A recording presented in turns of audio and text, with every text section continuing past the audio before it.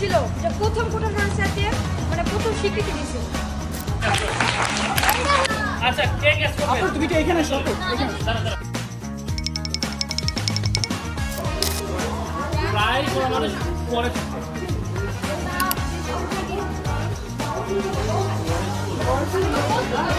ওহ